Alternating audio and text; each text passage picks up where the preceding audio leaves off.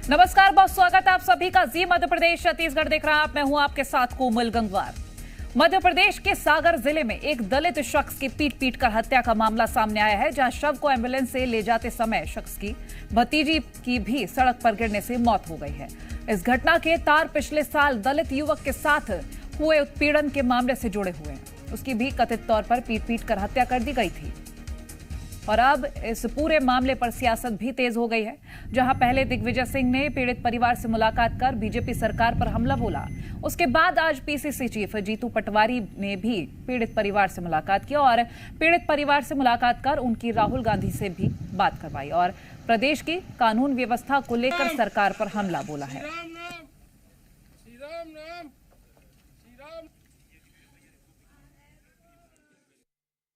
राजेंद्र को मार दिया, अंजना मर गई और राजेंद्र को भी क्यों मारा?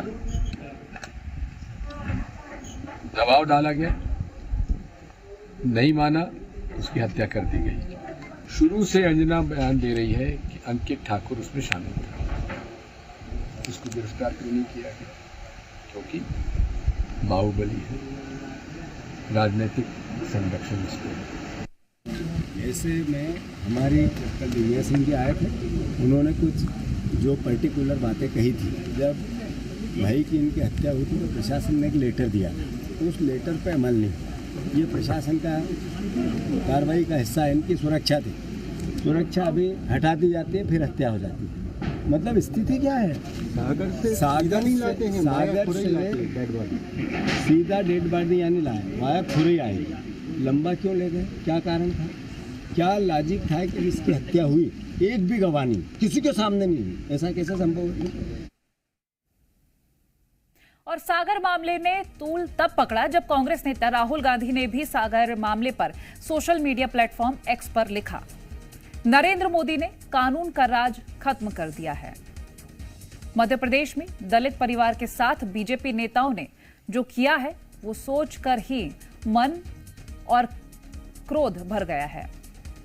ये शर्म की बात है कि बीजेपी के राज में सरकार पीड़ित महिलाओं की जगह हमेशा उनके गुनहगारों के साथ खड़ी मिलती है।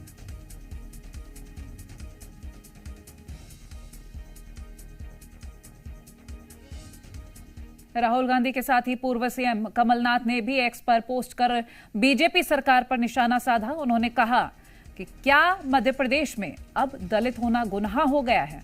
क्या एक पूरे दलित परिवार को खत्म करने वाले बीजेपी संरक्षित आरोपियों को सजा मिलेगी? क्या मुख्यमंत्री इस परिवार के बचे हुए सदस्यों का जीवित बचना सुरक्षित करेंगे? अब कांग्रेस के तमाम आरोपों पर बीजेपी ने भी पलटवार किया है। बीजेपी ने कहा है कि यह मामला मानवीय संवेदना दिखाने का है, कांग्रेस सिर्फ राजनीति कर रही है। जीतू पटवारी जी अपने गिरेबान में झांके, अंतर्मन से मनन करे और उन घटनाक्रमों का भी जवाब दे। तब कमलनाथ की सरकार ने एक नारा दिया था, वक्त है बदलाव का। बदलाव तो कुछ हुआ नहीं और वक्त बदलने की बजाय उन्होंने भारतीय जनता पार्टी के नेताओं से बदला लेना प्रारंभ कर दिया था। आज यदि कोई महिला, विशेष करके इमरती देवी जी ने अगर एफआईआर दर्ज करी है, तो अगर आप नारी का अपमान करेंगे, उनका सम्मान नहीं करेंगे और चासनी जैसे शब्दों का इस्तेमाल करेंगे तो कैसे काम चलेगा? और तब जब आपने इन शब्दों का उपयोग किया तब शायद आपको संज्ञान में और भान नहीं आ रहा था कि इसका क्या रिएक्शन होगा। आप महिला, नारी का सम्मान करना सीखें। मध्य प्रदेश में कानून का राज है। भारतीय जनता पार्टी सरकार हमेशा दलित आदिवासियों के अधिकारों के लिए, संरक्षण के लिए, उन्हें न्याय दिलाने के लिए दृढ़ संकल्पित रही है। जिस तरह का घटनाक्रम सागर में हुआ है ये दुखद है। सरकार द्वारा इसमें कार्रवाई की जा रही है। पीड़ित पक्ष के साथ भारतीय जनता पार्टी सरकार खड़ी है। कांग्रेस पार्टी ऐसे संवेदनशील विषयों पर राजनीति कर रही है। ये राजनीति का विषय नहीं है, मानवीय संवेदना दिखाने का विषय है। और आकाश द्विवेदी सागर से हमारे साथ लाइव जुड़ गए हैं। आकाश, सियासत काफी ज्यादा सागर हत्याकांड में तेज हो गई है, जहां एक और लगातार बयानबाजी सामने आ रही है, तो बीजेपी भी अपनी सफाई देती हुई नजर आई है। क्या कुछ समझ सकते हैं हम इससे? सियासत से क्या होगा, चाहे बीजेपी बयान दे या फिर कांग्रेस पार्टी, आखिर इस परिवार का क्या हुआ जिसके 1 साल पहले एक बेटी की पीट पीट कर हत्या कर दी जाती है। अभी 1 साल खत्म नहीं हुआ है और इसके पहले ही बेटी जो अंजना इस पूरे मामले की शिकायत करता थी, उसकी संदिग्ध परिस्थितियों में मौत हो गई। जो नितिन के मौत के प्रमुख गवाह थे, उनकी हत्या कर दी जाती है। अब और क्या कहिएगा आप, ये सागर का बरोदिया नौगांव है और यहां पर हम मौजूद हैं। इसी गांव की ये पूरी घटना है। खुरई तहसील का ये क्षेत्र है। जो परिवार है वो व्यथित है और ये छोटा सा घर है। इसी घर में जो परिजन है वो रहते हैं। आप अंदाजा लगाइए कि किस तरीके से एक दलित परिवार को दबंगों ने प्रताड़ित किया होगा और उनके साथ मारपीट की घटना को किस तरीके से अंजाम दिया है। न सिर्फ एक युवक की पीट पीट कर हत्या की जाती है, बल्कि उसकी मां के साथ भी बर्बरता की जाती है, उसे निर्वस्त करने की कोशिश की जाती है। हम जो पीड़ित परिवार हैं, चाहे वो नितिन की मां हो और अंजना की मां हो, उनसे हम बातचीत करने की कोशिश करेंगे, क्योंकि इस पूरे मामले में जिस तरीके से लापरवाही हुई उसकी तस्वीर दिखाते हैं। मेरे पीछे आप एक कैमरा देखेंगे जो पहली घटना के बाद लगाया गया था, यानी कि जब नितिन की हत्या हुई थी साल 2023 में, उस वक्त सीसीटीवी कैमरा लगाया गया, लेकिन सीसीटीवी कैमरा 1.5 से 2 महीने से बंद है। यह कैमरा इसलिए प्रशासन ने लगवाया कि इस परिवार की निगरानी की जा सके, उन्हें सुरक्षा दी जा सके। इसके साथ साथ ही यहां पर एक पुलिस का सिपाही तैनात किया गया, एक पुलिसकर्मी तैनात रहता था कि वो इस परिवार की सुरक्षा करेगा। लेकिन जिस दिन वोटिंग थी इस लोकसभा क्षेत्र में, उसके ठीक 1 दिन पहले वो सुरक्षा हटा ली जाती है। तो आखिर आप सोचिए कि वो सुरक्षा हटा ली गई। अब घर के भीतर की भी आपको हम तस्वीर दिखाते हैं। तमाम जो अलग अलग राजनीतिक पार्टियों के नेता हैं वो पहुंच रहे हैं। पूर्व मुख्यमंत्री दिग्विजय सिंह पहुंचते हैं, जीतू पटवारी पहुंचते हैं, कल मुख्यमंत्री डॉक्टर मोहन यादव खुद पहुंच रहे हैं। और जो पीड़ित परिवार है, लेकिन उसकी समस्या का समाधान नहीं हो रहा है, क्योंकि अब तक 3 लोगों की जो मौत है वो हो चुकी है। और ये अपने आप में बहुत गंभीर हो जाता है, क्योंकि जब पुलिस को सुरक्षा मुहैया कराने की जरूरत थी संभवतः, तब आखिर यहां से 1.5 महीने पहले सुरक्षा क्यों हटा ली गई।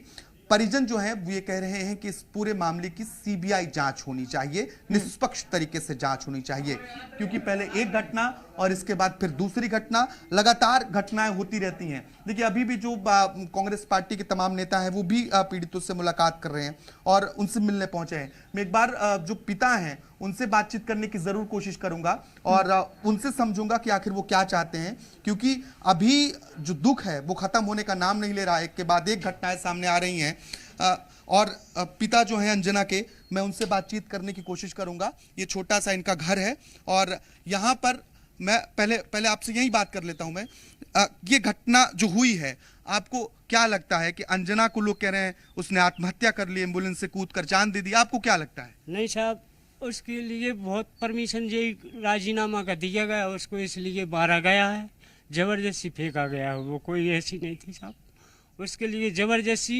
मजबूर किया गया राजीनामा के, सिर्फ राजीनामा के कारण अंजना को आत्महत्या के लिए मजबूर किया। जी जी, बड़े परेशान कर दिया, फेंक दिया उन्हीं लोगों ने। वो तो हाँ, उन्हीं लोगों ने फेंका साहब, कोई नहीं थी वो तो बच्चा। आपका बेटा नितिन, इसके बाद बेटी अंजना, 2 लोग दुनिया से चले गए। क्या कार्रवाई हुई है? कुछ नहीं हुई साहब, कार्रवाई होना चाहिए, सीबीआई जांच होना चाहिए। जो कुछ शर्तें कह गए थे मंत्री 10-11, वो होना चाहिए सर। क्या व्यवस्था, वो कागज पड़े हैं वहीं, उन फोटो है वहाँ पर सबकी, जो कुछ वो इतला दे गए थे, अभी तक कुछ नहीं हुआ ना। हम लोगों की जो सब डला है साहब, परेशान है, क्या बताएं, किससे कहें, कौन है आप लोग ही हो। हमें तो इंसाफ मिलना चाहिए और हमें कोई जरूरत और ज्यादा क्या कहें आपसे। पुलिसकर्मी यहाँ लगा था पहले आपकी सुरक्षा में, कब हट गया, क्यों हट गया? 6 तारीख को हट गया, क्योंकि उनको ये मामला बनाना था। वो तो लड़ने के उतारे उसी तारीख से है सर। आपको जानकारी दी गई थी कि सुरक्षा हटाई जा रही है? नहीं, हाँ, नहीं, किसी को नहीं दी गई जानकारी। सीसीटीवी कैमरे घर के बाहर लगे हैं, वो चालू हैं कि बंद? बंद हो गए सब, पहले ही थे चालू, पर 2 महीने से बंद है सर, कुछ नहीं। 1 साल पहले नितिन के साथ क्या हुआ, उनकी माता के साथ क्या हुआ और इसके बाद क्या कार्रवाई हुई, अब तक क्या कार्रवाई, अब कितना संतुष्ट है? कुछ नहीं हुई सर कार्रवाई, अब होना चाहिए, सीबी जांच होना चाहिए। कुछ आरोपी रह गए हैं, उनको जाना चाहिए, सब इनका काम होना चाहिए, कड़क से कड़क उनको सजा दी जाए। बाकी तो अपन को तो इंसाफ ही मिले और कुछ नहीं। हमारा तो सब कुछ लुट गया, वही बच्ची थी हमारी तो बात करने वाली, हम भी विकलांग हुए, अभी हमारा भी लफड़ा है साहब, हम विकलांग हैं। आप कहोगे कि कैसे हो, हम भी उन्हीं की हालात से हैं, लेकिन मजबूरी में परिवार ही मर गया, अब हम भी मरने को ही तैयार। मान लो अब उनके डर से कहाँ जाएं, क्या करें साहब। ये पिता का दर्द है कोमल, जी। और पिता के दर्द को समझना मुश्किल है, जिसके 2 बेटे इस दुनिया से, एक बेटी एक बेटा दुनिया से जा चुके हैं। मां मौजूद हैं मेरे साथ, नितिन और अंजना की। आपके साथ बर्बरता करने की कोशिश की गई थी, क्या हुआ था 1 साल के पहले जब नितिन के साथ घटना हुई, और अंजना के साथ क्या हुआ? अंजना के साथ, अंजना पढ़ने जाती थी तो उसके साथ छेड़ करके मतलब छेड़ करके उसकी इज्जत लूटी। तो हमारों ने रिपोर्ट कर दी थी, तो हमारों को वो कुछ निर्णय नहीं दिया गया, इसलिए वही मामले में जो राजीनामा को दबाव डालते थे, तो राजीनामा का दबाव डालते डालते उनने हमारे बच्चे पे हत्या कर दी। आपके साथ भी मारपीट की थी, घर में तोड़? हमारे साथ भी मारपीट की थी, हमें बेबस कर दिया था, और हमारे फिर घर आए थे तो हमारे घोड़े से, मिट्ठू से, मकान से, सब कुछ, टीवी से, पंखा से, कूलर से, फ्रिज से, सब, कोई चम्मच भी नहीं बची थी, उसमें भी उनने छेदा कर दिया था। क्या करते हैं आप लोग? कुछ नहीं करते, मजदूरी करते हैं। अब क्या चाहते हैं इस मामले में, क्या होना चाहिए कार्रवाई?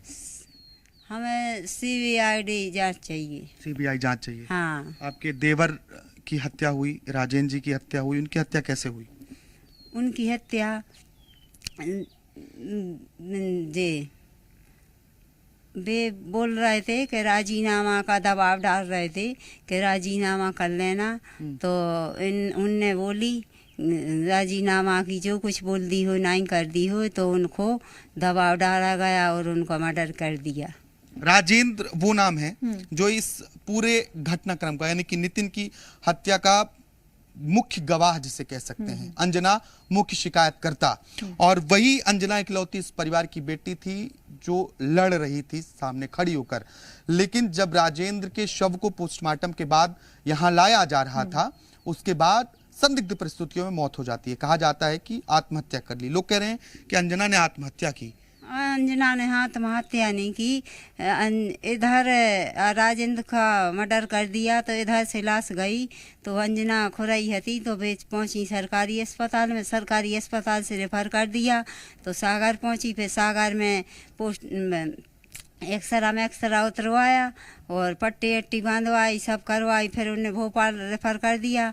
तो भोपाल विदिशा बाईपास पहुँचे तो राजेंद्र ख़त्म हो गए, तो फिर वापस लेके आए, तो फिर उनका पोस्टमार्टम हुआ। फिर उधर से बोल दी थी कि राहतगढ़ पे से ले जाना, तो जे राहतगढ़ पे से नहीं ले आए, खुरई पे से ले आए। खुरई पे से दूर पड़ता है, राहतगढ़ पे से पास पड़ता है, मगर राहतगढ़ पे से नहीं ले आया, खुरई पे से लाश ले आए।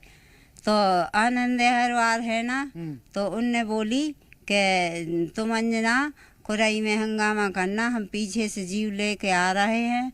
तो आनंद हरवार आ गए खुरई राहतगढ़ पे से, और अंजना हर को पहुँचा था खुरई पे से। और हमारा देवर का मोड़ा आकाश, मैंने देवर के मोड़े ने बाईपास रोड पे खुरई में हाथ का झाला दिया, और अंजना ने हाथ का झाला दिया, और थोड़े ही 1 मिनट नहीं लगा और हादसा हो गया आगे।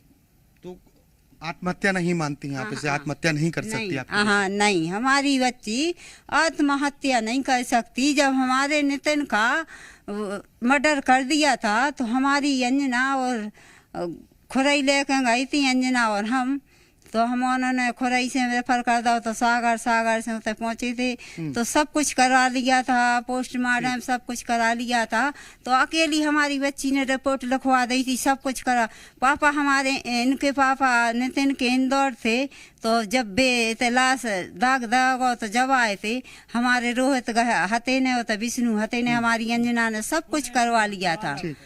तो देखिए, दरअसल जो इस गांव आने का रास्ता है, खुरई आने का रास्ता है, 2 रास्ता है।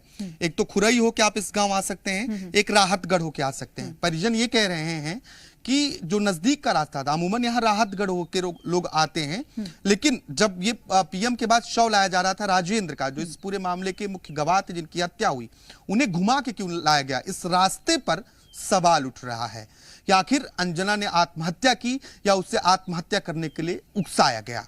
ये बहुत बड़ा सवाल है, क्योंकि आत्महत्या करार दिया जा रहा है। परिजन इस बात को मानने को तैयार नहीं है, क्योंकि उनकी बेटी मजबूत थी, पहले अपने भाई की हत्या का पूरा केस लड़ती है। राजेंद्र उसके चाचा की हत्या होती है तब भी वो चाचा के साथ रहती है, उनका इलाज कराने पहुंचती है।